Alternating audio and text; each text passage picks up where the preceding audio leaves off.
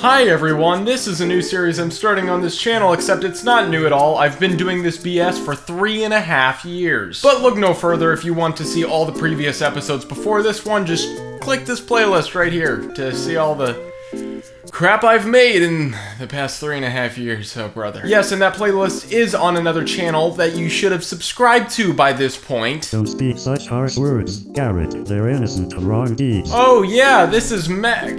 This is... Mac, what are you doing on my show? I've been here for practically 2 years, you idiot. I swear he's not a ripoff. He's only here because of fan service. Fan service? What fan service? You mean the 5 fans you had on GC? Did you Well, with that out of the way, I decided the first game I'd look at would be one that would potentially be appealing to some of my audience. Mind you, most of the time I will not be doing games like these. I am generally a console gamer and moreover a Nintendo game. This isn't a Nintendo controller. What's that? I still play Nintendo games? Yes, and if the thought of playing a good Zelda game goes right over your head, then you can go back to your 5 Nights at Fartland and Call of Duty.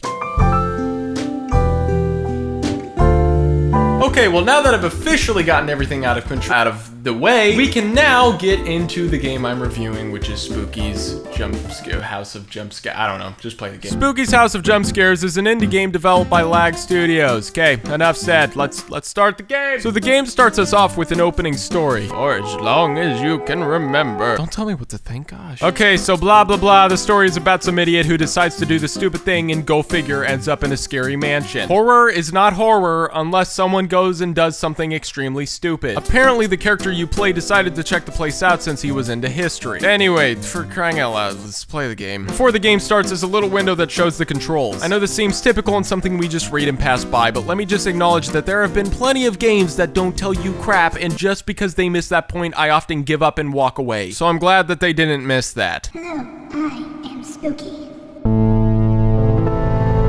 Oh, hi there, character that looks like she came straight out of Adventure Time. So it looks like the idea here is to just progress through these Minecraft rooms. Just walking straight through each room. No wonder there's 1,000. They're all tiny and fairly pointless. Look, it even gives me the room number in the top corner. A single room doesn't even feel very important anymore. I'm assuming that's the feel they were going for, so if they were, then they were definitely successful. Okay, I have some bias here simply because I am not a PC gamer in the slightest bit. I've tried it numerous times and still can't stand a keyboard and mouse, and it just feels way better to play on a real TV with a real game console and a controller. But all that said, these controls are driving me crazy. But I'm really not gonna elaborate on this subject because I have a sneaking suspicion it's just me. Keyboard, you suck! However, that set aside, I will say that every time I entered a new room, holding down the forward button before being in the room doesn't work. I have to wait to be in the room before I can press the forward button. This seems minor, but for me, this got irritating really quick. Okay, I've been walking for a while here and still see no sign of jump scare.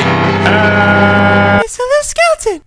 It's a cute little skeleton. He's so cute. Okay, so in all honesty, these jump scares are about as scary as Britney Spears shaving her head. Which is to say, it's shocking for a quick moment, but then afterward, your next thought is, this isn't very surprising. So far, this game has just been a whole bunch of cute, not a lot of spooky. Spooky was only at the beginning of the game, Garrett. Whoa, I think I'm tripping on Alice or something, because it looks like the walls are getting smaller. What's that? What's that? What's that? What do I do? Do I run? What do I do? What do I run?